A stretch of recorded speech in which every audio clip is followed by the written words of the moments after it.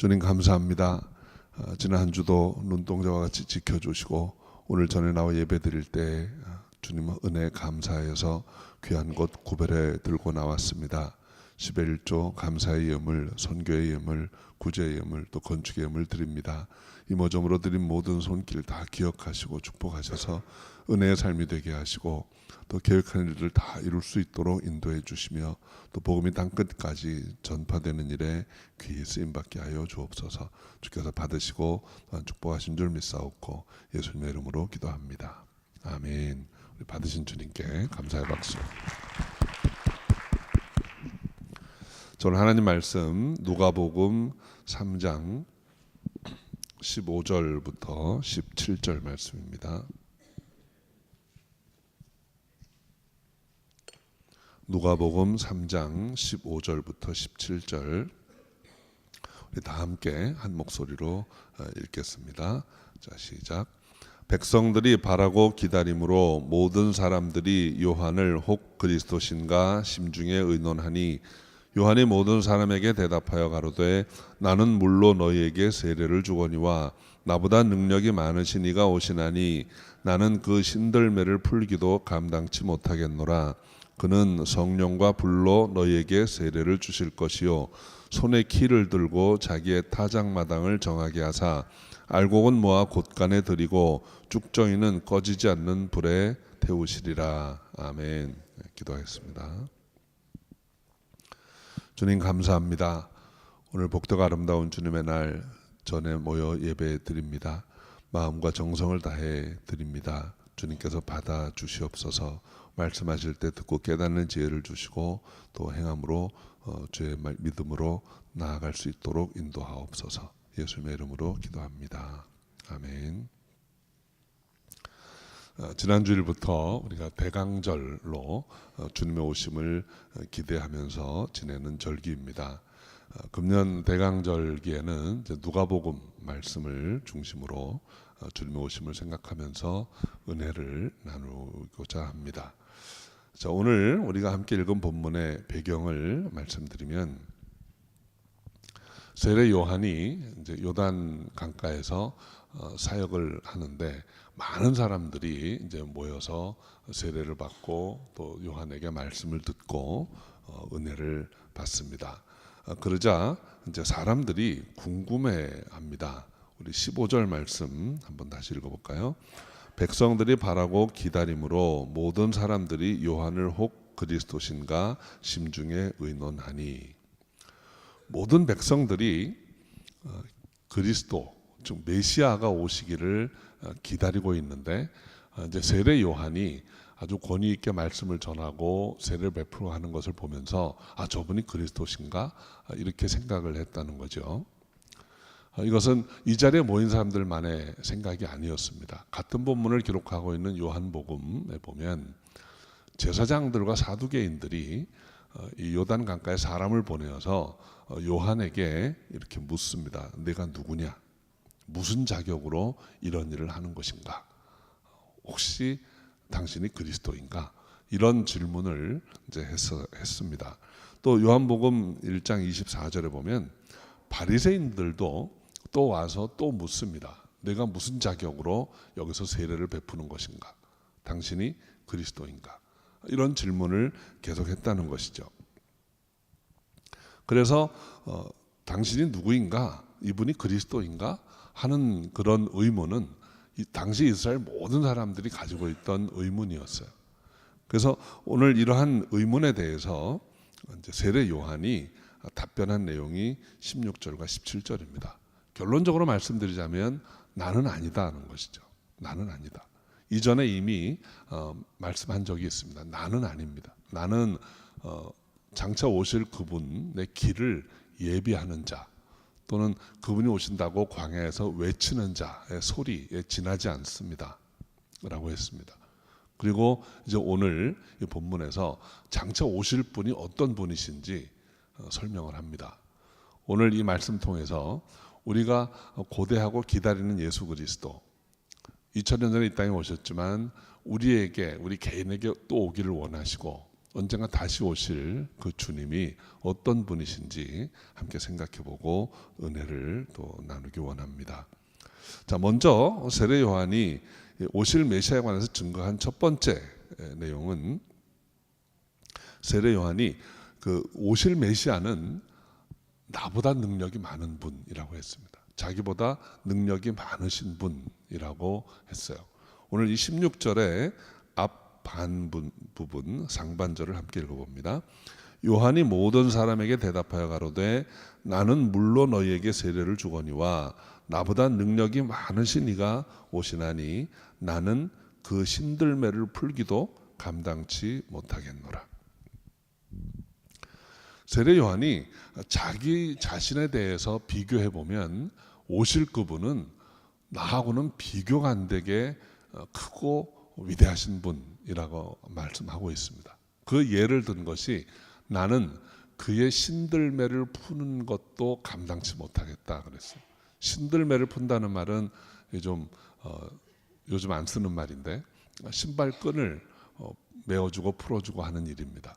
그러니까 고대 사회에 어떤 주인이 행차를 하게 되면 제일 힘없는 종, 뭐 힘 있는 종들은 뭐 밖에 나가서 일을 하겠죠. 그런 일도 못할 힘없는 종이 쭈그리고 앉아 있다가 주인의 신발을 대령하고 끈을 묶어주고 하는 일을 했다는 거예요. 그런데 자기는 오실 분의 신발 끄는 일을 할 만큼도 안 되는 보잘것없는 존재다. 그분에 비하면, 이렇게 지금 말씀을 한 것입니다. 자신을 아주 한껏 낮추어서 예수님의 위대하심, 오실 그분의 위대하심을 좀 선포한 것입니다. 이 세례 요한은 때를 아는 사람이었습니다. 자신이 사역을 할 때, 물러날 때를 정확히 알고 있던 사람입니다. 참 겸손한 종입니다.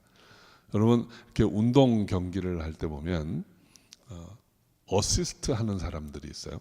그러니까 뭐 축구도 어시스트를 해줘서 공을 잘 넘겨주면 이제 그 잘하는 선수가 이제 발로 차서 골을 넣는 그 역할입니다. 어시스트 하는 역할이 참 중요합니다.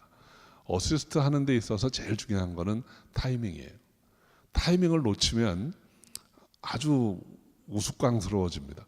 어시스트 해야 될 사람이 공을 가지고 우물쭈물하고 자기가 뭐 해보려고 그러면 안 됩니다.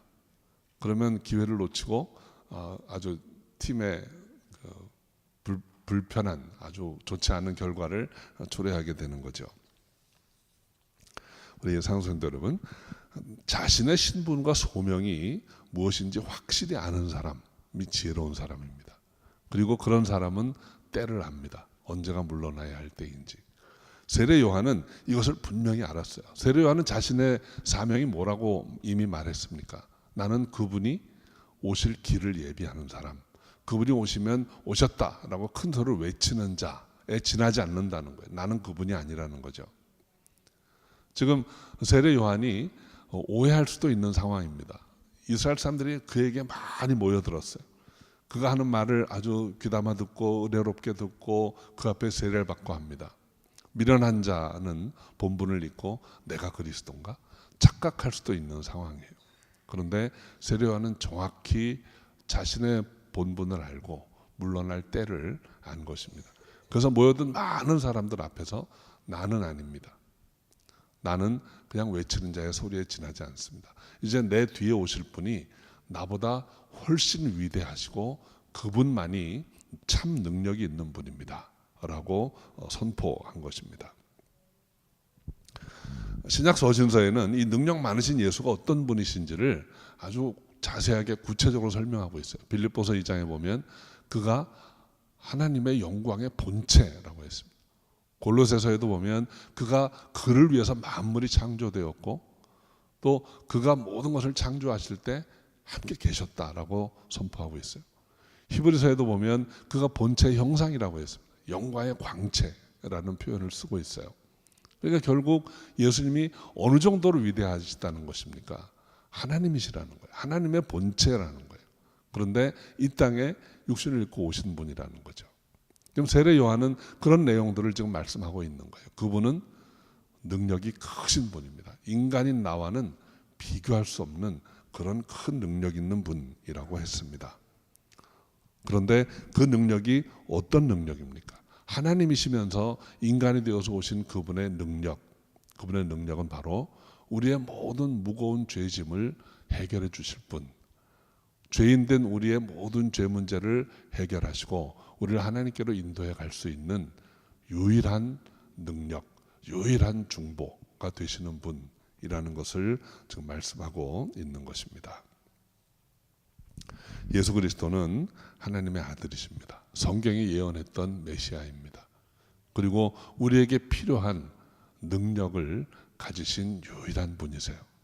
우리가 기대하는 메시아, 우리가 기다리는 예수 그리스도는 바로 이 능력이 많으신 분이라는 것이 세례 요한이 첫 번째로 증거한 내용입니다.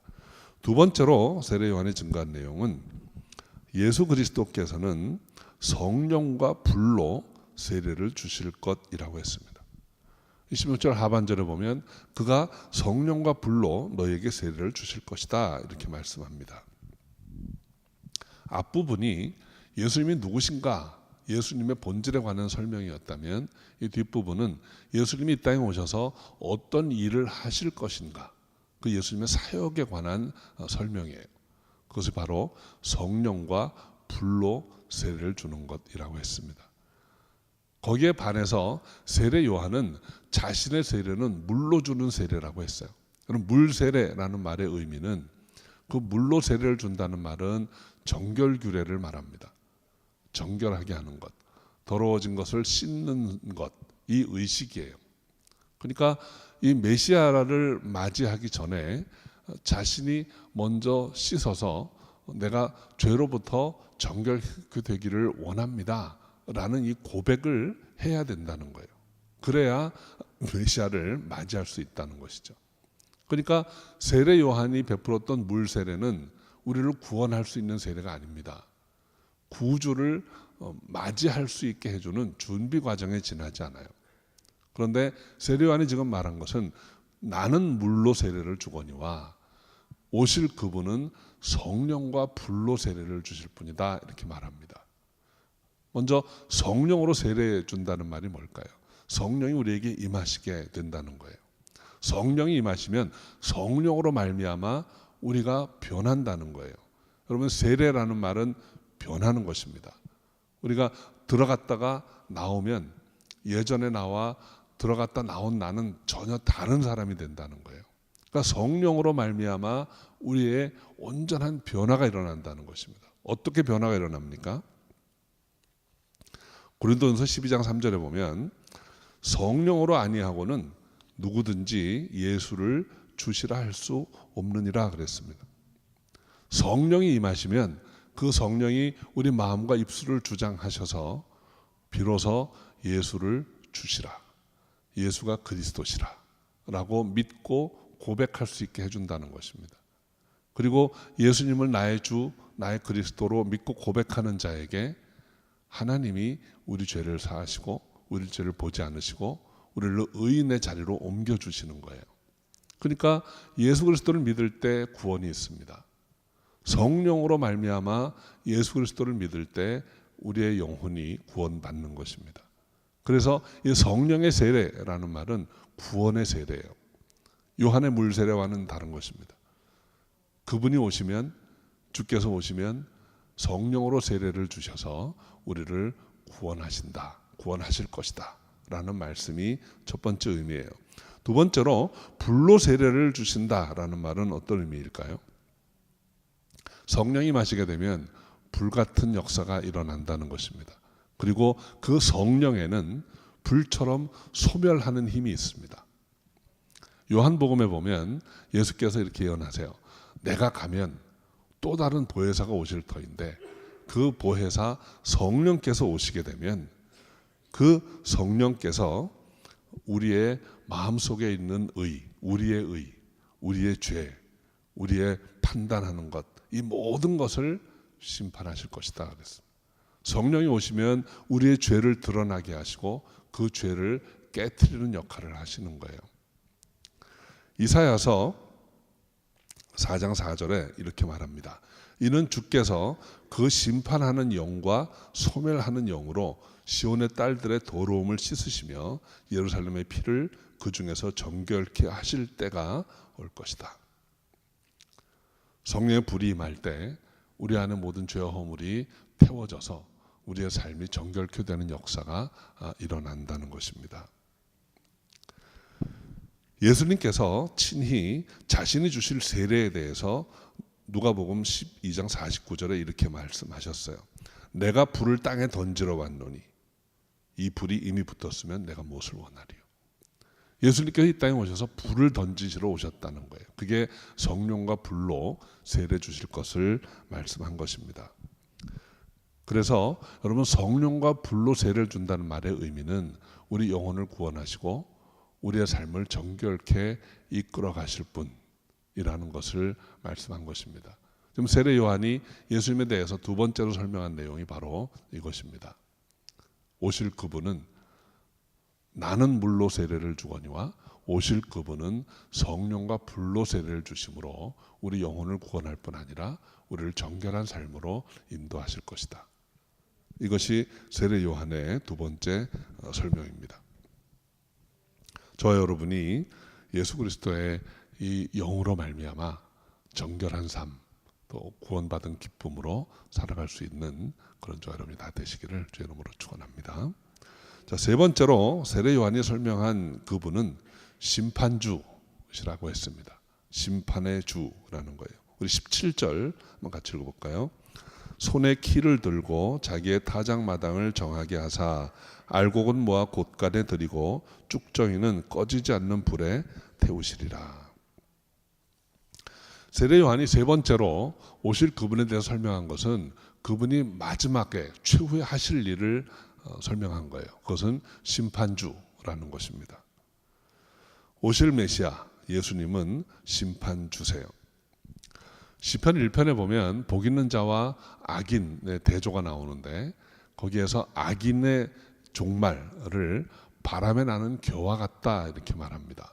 그것은 우리가 그 팔레스타인 지역의 그 타작과 관계에서 우리가 볼 수 있는 그림이에요.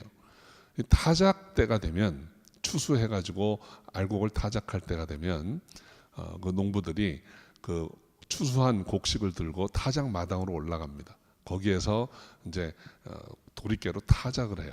타작을 한 다음에는 키로 그것을 이렇게 까부릅니다. 그러면 전부 다 공중으로 다 같이 올라갔다가 알곡은 떨어지고 겨는 바람에 날려서 다른 쪽으로 갑니다. 그러면 다른 쪽에 모인 겨는 다 모아가지고 불에 태우는 거예요. 그러니까 그 타작마당 그곳이 바로 심판 자리가 됩니다. 그리고 주님이 그곳에서 키를 들고 이제 심판하실 때가 오는데 그 때를 지금 설명하고 있는 거예요. 여러분, 그런데 참 재미있는 것은 그 겨와 쭉정이들도 알곡과 함께 타작마당까지 간다는 것입니다. 마지막까지 다 같이 가는 거예요. 알곡과 쭉정이가 같이 갑니다. 여러분 혹시 신앙생활 하시면서 그런 의문을 가지셨던 적이 없는지 모르겠습니다. 하나님도 모르고 예수도 안 믿는다고 하는데 그럭저럭 잘 사는 사람, 세상 재미있게 사는 것 같고 어떤 때는 우리보다도 더 장사도 잘하고 직장생활도 잘하는 것 같은 그렇게 보이는 사람들이 있을 때 왜 그렇지? 라고 의문을 해보신 적이 없는지 모르겠습니다. 그러다가 급기야는 부러워하는 사람들도 있습니다. 나도 그렇게 해볼까? 그냥 주님 없이도 예배드리지 않고도 그냥 사는 거 아니야? 이런 생각을 할 수 있는 거죠. 그런 이들에게 성경이 하고 있는 답이 있어요. 노하기를 더디하시고 심판이 더디므로 너희가 방자하느냐? 이렇게 묻습니다. 하나님이 지금 심판하지 않고 참으시는 이유를 예수님은 이렇게 말씀하세요.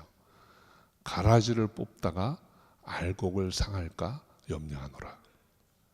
그러니까 마지막 때 다 뽑아가지고 추수할 때까지는 그냥 놔두라는 거예요. 지금 가라지 잘못 뽑다가 옆에 있는 알곡을 다칠까 염려한다는 거예요. 우리 주위에 여러분 하나님 모르고 하나님 알지도 않고 믿지 않는다고 하면서 즐겁게 사는 것처럼 보이는 그분들 부러워하지 마시기 바랍니다. 이 세상의 삶은 이 세상으로 끝나지 않습니다. 히브리서에 보면 사람에게 한 번 죽는 것은 정한 바요 죽은 후에는 반드시 심판이 있으리니, 그 심판 자리에 설 때는 두 가지가 중요합니다. 하나는 내가 예수를 아는가, 예수 그리스도를 나의 주로 믿고 영접했는가. 두 번째는 그래서 어떻게 살았는가요. 그래서 성경은 행위대로 심판하신다는 말이 있고 예수 이름을 알지 못하는 자를 심판한다는 말이 있는 것입니다. 그날의 마지막 때까지 여러분 오직 예수 그리스도 그 십자가의 공로를 의지하고 주님의 말씀대로 살아서 알곡으로 남는 저 여러분 되시기를 주의 이름으로 축원합니다. 여러분 이스라엘에 가보면 예루살렘이라고 하는 지형이 참 이런 복음을 설명하기에 아주 유용한 그런 지형으로 되어 있습니다. 예루살렘에는 제일 높은 언덕에 타작마당이 있고 그 예루살렘 성을 중심으로 양쪽에 깊은 계곡이 있어요. 지금 그 타작마당이 있던 자리에는 성전터가 있죠. 그리고 이 예루살렘 성 왼쪽으로 서쪽으로 아주 깊은 계곡이 바로 흰놈 골짜기라고 하는 곳입니다. 그 흰놈 골짜기는 아주 오래전부터 꺼지지 않는 불이 있어요. 그 불이 무슨 용도냐면 쓰레기 소각장입니다. 지금도 있습니다. 지금도 그 예루살렘의 그 구도시 예루살렘 쪽에 이렇게 가보면 거기서 그 연기가 올라와요. 그 쓰레기 태우는 연기가 올라와요. 그 구도시에서 나오는 쓰레기들이 늘 그곳에 가서 태워집니다. 저 위쪽에 있는 타작마당은 알곡이 모이는 곳이고 이 흰놈 골짜기 저 밑에는 겨와 가라지들이 타는 곳이에요. 성경은 지금 이 두 가지를 이야기하는 것입니다. 의인은 여호와의 말씀을 주야로 묵상하고 그 말씀으로 살기 원하는 사람은 알곡으로 타작마당에 올라가고, 악인은 꾀를 쫓고 그 길에 행하고 오만한 자리에 앉는 자들은 결국 저 흰놈 골짜기에서 탄다는 거예요. 성경 원어로 지옥을 게헨나라고 합니다. 그 게헨나라는 말은 흰놈 골짜기라는 뜻이에요. 그것처럼 이스라엘 사람들은 아주 어려서부터 시청각적으로 보면서 자랍니다. 저 쓰레기 소각장으로 가서 태워질 것인가, 꺼지지 않는 불에 탈 것인가, 아니면 하나님과 함께 저 윗동네로 올라갈 것이냐 하는 거죠. 그것을 심판하실 분이 바로 예수 그리스도라는 거예요. 그러니까 이 말씀은 이 당시의 세례 요한에게 이 말씀을 듣는 이스라엘 사람들에게는 아주 생생한 이야기입니다. 어디로 갈 것인가, 그거를 심판하실 분이 바로 오실 메시아 그분이라는 것입니다. 우리 사랑하는 성도 여러분, 저는 저 여러분이 다 마지막 승자가 되기를 바랍니다. 그때 하나님의 알곡으로 하나님의 타작마당에 하나님의 영원한 창고에 들어가는 우리가 다 될 수 있기를 소원합니다. 세례 요한은 예수님에 관한 아주 중요한 세 가지를 선포했습니다. 예수님은 첫째로 능력이 많으신 분이에요. 우리의 모든 죄와 무거운 죄짐을 다 들어주시고 해결하실 수 있는 전능하신 분이십니다. 두 번째로 성령과 불로 세례를 주실 분이에요. 우리로 하여금 마음 깊은 곳에서 예수가 그리스도인 것이 믿어지게 하시고, 그리고 그리스도를 닮아서 정결한 삶을 살아갈 수 있도록 성령으로 인도해 주시는 분이라는 것입니다. 세 번째는 마지막 우리를 심판하실 분, 우리의 믿음과 우리의 행실을 보시고 우리를 심판하셔서 마지막 때에 알곡으로 우리를 구별하시고 상급을 예비하고 계신 분이라는 것입니다. 우리 사랑하는 성도 여러분, 우리가 이 대강절에 기다리는 예수 그리스도는 이런 분입니다. 역사적으로 2000년 전에 오셨던 그분이 영적으로 저와 여러분에게 다가오시기를 바랍니다. 그리고 마지막 때 이 땅에 다시 오실 그분을 우리가 사모하고 고대하는 마음으로 살아가는 것이 지혜로운 삶이요 축복의 삶이라고 믿습니다. 특별히 이번 대강절기에 이 예수 그리스도를 기대하고 고대하고 사모하고 그리고 이 예수 그리스도를 세상에 전할 수 있는 그런 저와 여러분이 다 되시기를 주 이름으로 축원합니다. 기도하겠습니다. 아버지 하나님, 오실 메시아 그 예수 그리스도는 능력이 많으신 분, 우리의 모든 무거운 짐과 우리의 모든 죄와 허물을 다 씻어 아버지 앞에 나올 수 있도록 인도하시는 능력의 주님이심을 믿습니다. 오실 그분은 성령과 불로 우리에게 세례를 베푸사 우리로 믿어지게 하시고 거룩한 삶을 살아갈 수 있도록 인도해 주시는 분임을 믿습니다.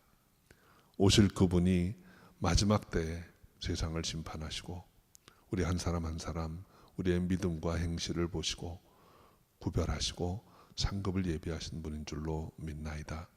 그 예수 그리스도를 믿어 구원에 이르고 그 예수 그리스도를 믿음으로 우리의 삶이 더욱 풍성해지고 그리고 이 예수 그리스도를 세상에 전할 수 있는 우리가 다 되게 하여 주옵소서. 감사하옵고 예수님의 이름으로 기도합니다. 아멘.